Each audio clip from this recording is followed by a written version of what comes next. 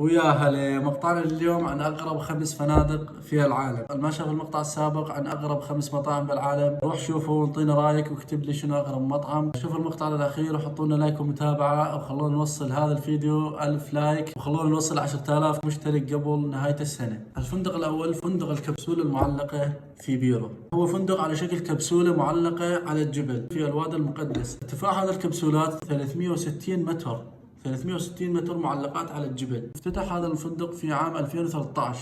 كل شيء موجود بهذا الفندق يشتغل على الطاقة الشمسية. سعر الليلة الواحدة بهذا الفندق هي 411 دولار. بس للأمانة تجربة حلوة وغريبة جدا، انه معلق على جبل ونايم انت يعني شيء غريب. الفندق الثاني مو بعيد عنا. الفندق الثاني بدولة عربية وتحديدا بمصر.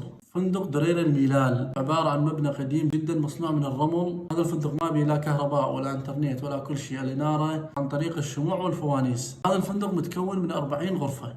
الفندق الثالث فندق الملح في بوليفيا. الفندق مصنوع بشكل كامل من الملح، الجدران من الملح، السرير من الملح، الكراسي من كل شيء مصنوع بهذا الفندق من الملح. يريد يأجر غرفة بهذا الفندق، يوصونه إدارة الفندق إنه لازم يكون حذر عندما يسكن، لأن الفندق مصنوع من الملح بشكل كامل. سعر الليلة الواحدة بهذا الفندق هي 50 دولار.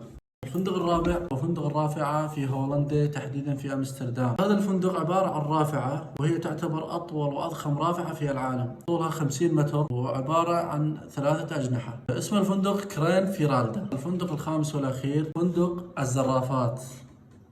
شنو يعني فندق الزرافات؟ يعني هل هو مصنوع على شكل زرافة أو شيء؟ لا، هذا الفندق عبارة عن بيت كبير، صاحب البيت سواه فندق. هذا الفندق موجود في كينيا. بهذا الفندق راح تكون حواليك مجموعة من الزرافات، من أندر أنواع الزرافات، وحتى هذه الفصيلة مهددة بالانقراض.